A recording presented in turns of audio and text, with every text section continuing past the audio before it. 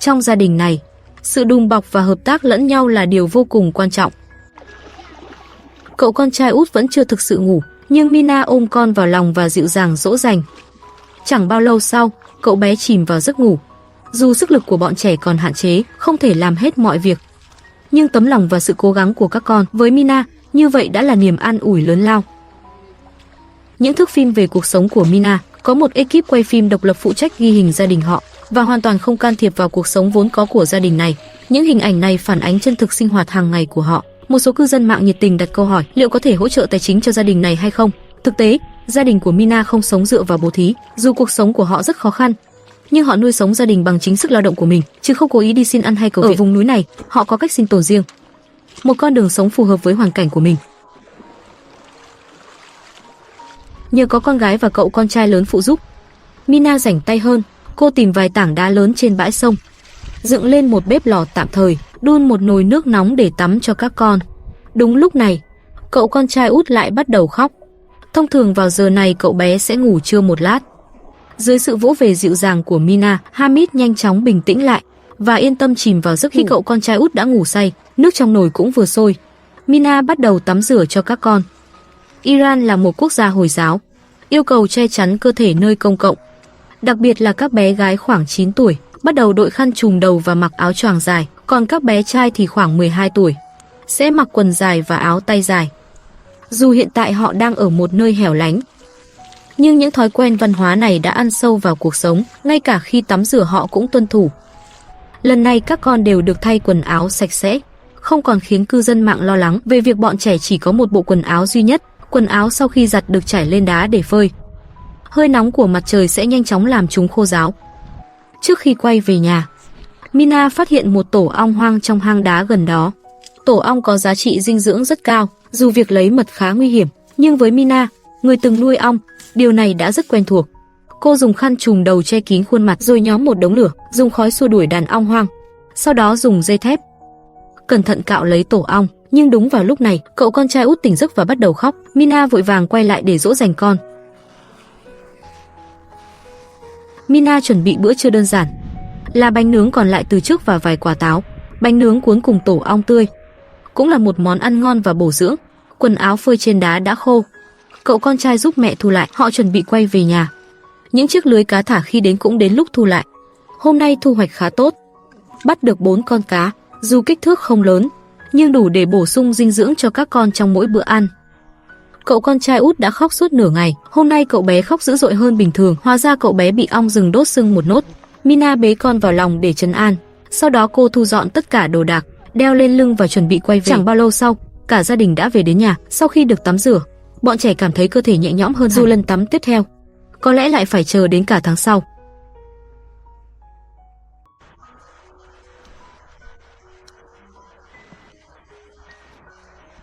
Trong video trước đó, Mina hiếm khi có được chút thời gian rảnh rỗi. Cô đã tắm nước ấm cho 3 đứa trẻ và để các con thay quần áo sạch sẽ. Ngoài ra, cô còn thu thập được một ít mật ong rừng và bắt được vài con cá lớn. Cuộc sống của Mina tuy vất vả, nhưng có các con bên cạnh cũng rất đỗi ấm áp. Sau khi rời xa người chồng cũ, Mina một mình nuôi dạy 3 đứa trẻ. Cô sẽ phải đối mặt với những thử thách nào kể từ khi rời khỏi gia đình cũ? Nơi ở hiện tại của Mina không cách nhà cũ quá xa. Thế nhưng, người chồng ấy chưa từng tìm đến cô, thậm chí còn không muốn quan tâm đến những đứa con chung trước một người đàn ông vô trách nhiệm như vậy. Mina đã hoàn toàn thất vọng. Điều cô mong muốn chỉ là đơn xin ly hôn sớm được chấp thuận để có thể hoàn toàn thoát khỏi người đàn ông đó, tự mình nuôi dạy các con và hướng tới một cuộc sống tốt đẹp hơn. Sáng sớm, cô con gái Azada vẫn còn ngủ say trên tấm chăn, còn Mina thì đã bắt đầu tất bật từ lâu. Hôm nay Mina dự định lên núi hái hạnh nhân dại. Đây đang là mùa hạnh nhân dại chín rộ. Sau khi hái có thể dùng cho gia đình hoặc mang bán để kiếm thêm thu nhập. Sau khi đánh thức con gái dậy, cả gia đình quây quần uống một tách trà đỏ. Trà đỏ là nét văn hóa truyền thống lâu đời ở Iran. Dù có vị hơi đắng, nhưng thêm một viên đường thì hương vị sẽ dễ chịu hơn. Mina chuẩn bị một ít hành lý đơn giản, rồi dẫn theo 3 đứa trẻ bắt đầu lên núi. Con đường núi khá dốc, nhưng với Mina đã quen cuộc sống miền núi, và các con của cô thì chẳng khác nào đi trên đường bằng. Do khí hậu khô hạn của Iran, thảm thực vật trên núi rất thưa thớt, ngay cả cỏ cũng khó có thể sinh trưởng. Nhưng vẫn có những loài cây nhỏ chịu hạn kiên cường tồn tại, giống như gia đình của Mina vậy. Dù số phận nhiều gian khó, nhưng họ ngày càng trở nên mạnh mẽ hơn. Chính nhờ Mina biết tận dụng tài nguyên thiên nhiên trên núi, mà gia đình cô đã vượt qua được nhiều khó khăn. Mina trải một tấm vải xuống đất, rồi dùng cành cây đập mạnh vào thân cây hạnh nhân. Chỉ cần đập đều tay, những quả hạnh nhân sẽ rơi xuống và nằm gọn trên tấm vải Mina đã trải sẵn. Đây là cách làm đơn giản nhưng rất hiệu quả, giúp thu hoạch hạnh nhân nhanh chóng. Hạnh nhân trên cây liên tục rơi xuống, một vài quả rơi ra ngoài tấm vải. Cậu con trai út ngồi dưới đất ngoan ngoãn nhặt giúp mẹ. Cậu con trai lớn cũng cùng tham gia, giúp công việc thu hái nhanh hơn. Mỗi cây hạnh nhân chỉ dụng được một lượng không nhiều. Đập thì dễ, nhưng nhặt lên lại rất vất vả. Trên núi còn rất nhiều cây hạnh nhân dại khác. Mina dự định thu hoạch hết tất cả. Thông thường người du mục coi đây là món ăn vặt, hoặc dùng để rang chế biến, là món ăn được nhiều người yêu thích. Nhưng lần này, Mina dự định mang hạnh nhân xuống chợ trong thành phố bán, để đổi lấy những nhu yếu phẩm cho cuộc sống. Sau nửa ngày lao động vất vả, Mina thu hoạch được một túi hạnh nhân lớn, rồi dẫn các con trở về nhà với thành quả đầy ắp. Bọn trẻ dường như có nguồn năng lượng vô tận, vừa chơi đùa vừa chạy lao xuống con đường núi dốc đứng. Sau khi trở về nhà, cả gia đình cùng nhau chuẩn bị bữa tối. Cô con gái đi nhặt một ít củi khô, còn các con trai thì giúp xách một thùng nước. Mina rửa sạch bộ ấm trà, rồi pha trước cho gia đình một ấm trà đỏ, sau đó mới bắt đầu nhóm lửa nấu ăn. Bữa tối hôm nay vẫn là món mì trộn. Phần thịt cừu khô còn lại được ngâm mềm, rồi đặt lên nắp nồi để áp chảo.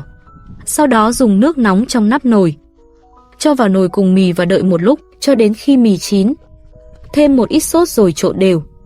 Hương vị thịt cừu khô càng thêm đậm đà, bọn trẻ đặc biệt rất thích món này.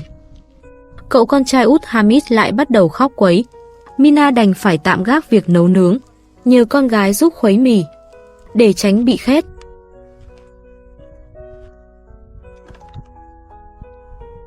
Sau khi dỗ con trai út ngủ, người mẹ chăm chỉ là Mina vẫn chưa thể cùng các con dùng bữa, bởi cô vẫn còn việc chưa làm xong, để kịp mang lên thành phố bán vào ngày mai. Số hạnh nhân dại cần được làm sạch và phân loại lại. Mina trải một tấm vải ra, rồi đổ toàn bộ số hạnh nhân hái được trong ngày ra. Cô nâng một nắm hạnh nhân lên cao rồi thả xuống. Gió nhẹ cuốn đi những tạp chất nhỏ. Đây là bước lọc sơ đầu tiên. Sau đó cô tiếp tục chọn ra những hạt hạnh nhân đầy đặn hơn, để riêng sang một bên, chuẩn bị mang đi bán. Hôm nay Mina thu hoạch được một kết quả khá tốt. Bọn trẻ cũng bỏ việc chơi để giúp mẹ phân loại, giảm bớt cho mẹ rất nhiều gánh nặng. Một ngày lao động vất vả sắp khép lại. Cuối cùng Mina cũng có thể ngồi xuống cùng các con thưởng thức bữa tối. Việc chăm sóc 3 đứa trẻ khiến cuộc sống của cô vô cùng vất vả, nhưng sự đồng hành của các con mang lại cho cô hạnh phúc. Hy vọng cuộc sống của Mina sẽ ngày càng tốt hơn. Cùng theo dõi, cùng gửi lời chúc phúc. Hẹn gặp lại ở tập sau.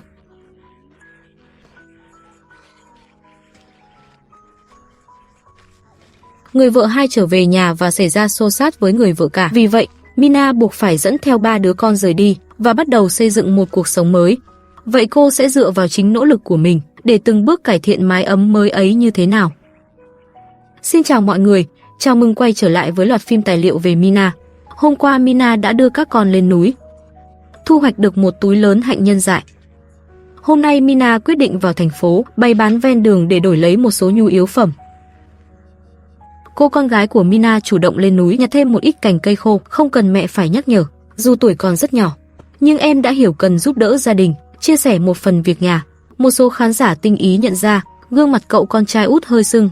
Đó là do lần trước bị ong rừng đốt khi ăn mật ong dại. Nhưng hiện tại đã không còn vấn đề nghiêm trọng. Như thường lệ, Mina chỉ dùng một chai nước để giúp cả 3 đứa trẻ hoàn thành việc rửa mặt, vệ sinh. Những người chăn nuôi ở vùng núi đều hiểu rõ sự quý giá của nước, vì vậy họ luôn cố gắng tiết kiệm nước. Hôm nay cậu con trai út tỏ ra đặc biệt ngoan ngoãn, rất hợp tác với mẹ. Dường như còn thấy việc rửa tay rất thú vị. Cậu con trai lớn giúp nhóm bếp chuẩn bị đun một ấm nước nóng pha trà đỏ. Đối với các cộng đồng du mục ở Iran, uống trà đỏ cũng giống như ăn cơm, là một phần không thể thiếu trong cuộc sống hàng ngày. Cậu con trai út cũng rất thích uống trà đỏ. Mẹ cho thêm một chút đường vào trà, khiến cậu bé cảm giác như đang uống nước ngọt. Mina chuẩn bị cho các con mỗi người một cốc trà đỏ cùng một ít lương khô để giải quyết bữa sáng. Tiếp theo, Mina bắt đầu chuẩn bị hành trang. cho số quả đã hái hôm qua vào các túi, rồi dẫn các con cùng lên đường vào thành phố. Xem liệu có thể bán được số quả này hay không để mang về cho gia đình một khoản thu nhập thêm. Kể từ khi rời xa người chồng, cuộc sống của Mina tuy đầy thử thách, nhưng mọi thứ vẫn đang diễn ra một cách trật tự. Mina hiểu rằng cô chỉ có thể dựa vào chính mình. Băng qua con sông, họ tiến ra đến một con đường lớn, ở phía đối diện chính là vườn táo nơi Mina từng làm việc trước đây. Mina dẫn các con đứng chờ tại đây để bắt xe đi nhờ, nhưng dù đợi rất lâu, vẫn không thấy chiếc xe nào đi qua. Con đường này không phải tuyến chính dẫn vào thành phố, nên lưu lượng xe rất ít. Mina quyết định tiếp tục đi bộ về phía trước. Sau khoảng hơn 10 phút, họ đã đến được đoạn đường lớn, nơi xe cộ qua lại đông đúc hơn. Tại đây Mina dễ dàng hơn trong việc vẫy xe để tiếp tục tiến vào thành phố. Con đường trải nhựa này là đường cao tốc của Iran. Các phương tiện lưu thông với tốc độ rất nhanh, phần lớn là xe cá nhân. Các tài xế thường không muốn dừng lại chở khách. Mina phải rất vất vả mới chặn được một chiếc xe con. Do đi bằng đường cao tốc, chưa đến nửa tiếng, Mina đã đưa các con tới được thành phố. Sau khi trả tiền xe, Mina ghé vào một cửa hàng nhỏ ven đường, mua một gói túi ni lông để dùng đóng gói số hạnh nhân mang theo, rồi bày bán ven đường trong thành phố. Trên các tuyến phố lớn của thành phố có rất nhiều quầy hàng, không cần phải trả phí. Chỉ cần tìm một chỗ không cản trở giao thông là có thể bày hàng bán được. Mina tìm được một vị trí phù hợp trên vỉa hè, ngồi xổm xuống và bắt đầu tách hạnh nhân. Cậu con trai út đã ngủ thiếp đi vì sốc xe. Mina chỉ có thể bế con và ngồi làm việc dưới đất. Cô bắt đầu đóng gói hạnh nhân riêng lẻ. Mỗi túi gồm 3 cốc nhỏ. Cách này vừa tiện bán lẻ, lại dễ tính giá, không cần phải dùng đến cân. Bên cạnh còn có một cậu bé hơn 10 tuổi, cũng đang bày hàng bán. Cậu bé ấy đã trở thành chỗ dựa cho gia đình, có thể tự kiếm tiền để phụ giúp nuôi sống người thân. Chẳng mấy chốc đã có người đến hỏi mua hạnh nhân của Mina. Cô giải thích với họ rằng đây là hạnh nhân dại vừa mới hái. Giá cả cũng không đắt, mỗi túi nhỏ có giá 200.000 rial Iran. Con số này có thể khiến một số người bất ngờ, nhưng quy đổi ra tiền Việt cũng chỉ khoảng hơn 10.000 đồng. Rất là hợp lý. Tuy nhiên, dù có người hỏi giá, nhưng họ vẫn rời đi. Có lẽ họ nghĩ giá vẫn có thể rẻ hơn nữa. Dù sao thì tình hình kinh tế Iran hiện nay cũng không mấy khả quan. Trong thành phố vẫn còn rất nhiều người nghèo. Họ buộc phải tính toán kỹ từng khoản chi tiêu. Ban đầu Mina loại hạnh nhân dại này sẽ dễ dàng bán được, bởi ở thành phố chúng khá hiếm. Nhưng niềm tin của Mina nhanh chóng trở lại khi vị khách thứ hai xuất hiện. Một người phụ nữ hỏi giá rồi mua liền 3 túi. Ngay sau đó, một người đàn ông trung niên bên kia cũng không do dự mua thêm 5 túi nữa. Chỉ trong chốc lát, Mina đã kiếm được 160.000 rial, khiến cô lấy lại tinh thần và sự tự tin. Lúc này, hạnh nhân chỉ còn lại đúng một túi cuối cùng. Thấy hàng bán chạy như vậy, chàng trai trẻ ngồi bán bên cạnh đã chủ động mua nốt túi cuối cùng đó. Cuối cùng Mina cũng có thể kết thúc buổi bán hàng trong ngày. Sau khi bán hết hạnh nhân, Mina thở phào nhẹ nhõm vì đã thấy có chút tiền trong tay. Cô ghé vào một cửa hàng nhỏ để mua vài vật dụng sinh hoạt cần thiết. Cửa hàng có đủ loại mặt hàng, nhưng vì tiền bạc có hạn nên Mina chỉ chọn mua những thứ thật sự cần thiết. Cô nhận ra tấm bạt nhựa lần trước đã dùng hết, mà vật này lại rất quan trọng trong sinh hoạt, nên Mina quyết định mua thêm một ít mang về. Bọn trẻ bị thu hút bởi những chiếc xe đồ chơi trong tiệm, nhưng chúng chỉ đưa tay chạm nhẹ để thỏa mãn sự tò mò mà thôi. Những đứa trẻ hiểu rằng mẹ không đủ tiền mua đồ chơi đắt nên chúng ngoan ngoãn không đòi hỏi. Trẻ em vùng núi thường chỉ có thể chơi những món đồ rất đơn giản. Chủ tiệm cuộn gọn tấm bạt nhựa vừa cắt xong để Mina tiện mang theo. Những món đồ này có giá không hề rẻ, gần như tiêu hết phần lớn số tiền mà Mina vừa kiếm được trong ngày hôm nay. Sau đó, Mina tiếp tục ghé sang một cửa hàng tạp hóa gần đó, nơi chủ yếu bán các loại thực phẩm. Bọn trẻ đều thích ghé cửa hàng này vì giá cả ở đây tương đối rẻ. Đồ ăn vặt cũng không quá đắt. Mina sẵn lòng chi một chút tiền cho các con, bởi vì chúng không thường xuyên có cơ hội được thưởng thức những món ngon như thế này. Cô còn mua thêm một ít cà chua và khoai tây, những thứ khá rẻ. Trứng cũng nằm trong danh sách mua sắm của Mina. Mina mua khá nhiều đồ, nhưng phải chăm sóc 3 đứa trẻ. Việc mang theo chừng đó đồ đạc quả thật không dễ dàng. Để tiện hơn, cô cho trứng và cà chua vào những chiếc can nhựa vừa mua, như vậy sẽ tránh bị dập vỡ. Ngoài ra, Mina còn mua một gói bánh mì dẹt làm sẵn. Hôm nay coi như thu hoạch khá ổn. Cô sắp xếp lại toàn bộ đồ đã mua rồi thuê một chiếc xe con, đưa cô và các con trở về nhà. Tài xế nhanh chóng giúp Mina đưa toàn bộ đồ đạc vào cốp xe, sau đó lái xe men theo con đường cũ để về núi. Lúc này đã khá muộn, khi họ vẫn còn ở lưng chừng núi. Màn đêm dần buông xuống, trời trở nên tối mịt. Con đường về nhà là đường núi, đi bộ trong đêm tối vô cùng nguy hiểm. Bình thường Mina sẽ không về muộn như vậy, nhưng hôm nay việc bán hạnh nhân mất quá nhiều thời gian. May mắn thay, người quay phim đã cho Mina mượn một chiếc đèn pin, giúp họ soi sáng con đường về nhà, tránh vấp ngã trong bóng tối. Căn nhà chìm trong bóng tối, nhưng với gia đình đã quen với cuộc sống du mục trên núi, điều đó không khiến họ sợ hãi. Một ngày lao động vất vả khép lại, bữa tối của cả gia đình vẫn chưa được chuẩn bị. Mina bắt đầu nhóm bếp và nấu ăn.